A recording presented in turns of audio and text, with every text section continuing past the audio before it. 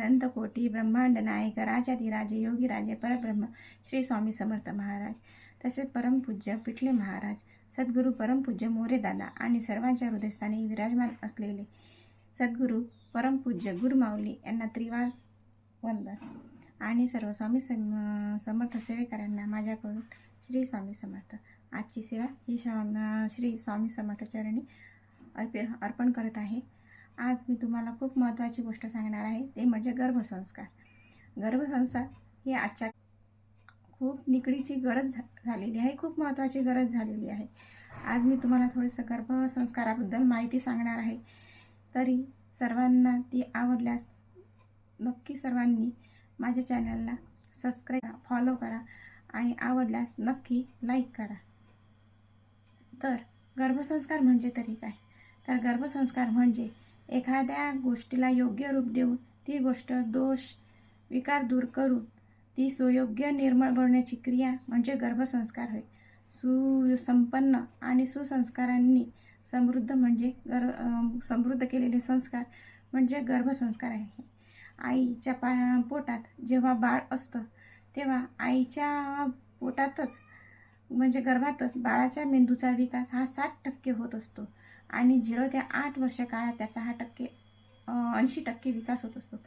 तर तुम्ही विचार करा की सर्वात जास्त बाळाचा विकास मेंदूचा विकास कधी होतो? तर तो होतो आईच्या गर्भारपणातच।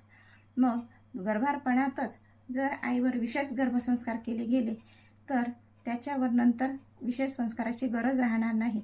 आणि आज ही गर्भसंस्कार ही आजच्या पिढीची अत्यंत महत्त्वाची गरज होऊन बसलेली आहे, अत्यंत महत्त्वाची गोष्ट आहे।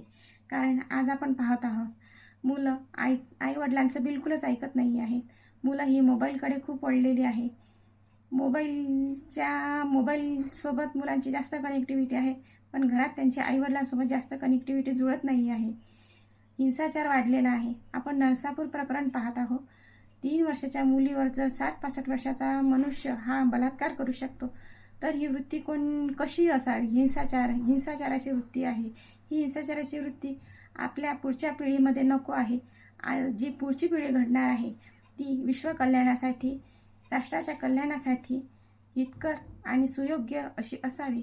म्हणून आईच्या गर्भातच जर बाळावर विशेष संस्कार केले गेले तर आपल्याला त्याला विशेष संस्कार द्यायची गरज नाही आणि गर्भसंस्कार करणे हा गुरुमाऊलींचा अट्टहास आहे। म्हणून बालसंस्कार सक्षमीकरण अभियान अंतर्गत महाराष्ट्र तसेच परराज्यात गर्भसंस्कार हा कार्यक्रम गुरुमाऊलींच्या हाताखाली अत्यंत सक्षमपणे अत्यंत सूक्ष्म निरीक्षणाद्वारे राबविला जात आहे। तर पुढील मी तुम्हाला गर्भसंस्काराविषयी माहिती सांगणार आहे, तेव्हा तुम्ही माझ्या पुढच्या व्हिडिओसाठी नक्की तुम्ही सबस्क्राईब, फॉलो आणि लाईक करून ठेवा। श्री स्वामी समर्थ।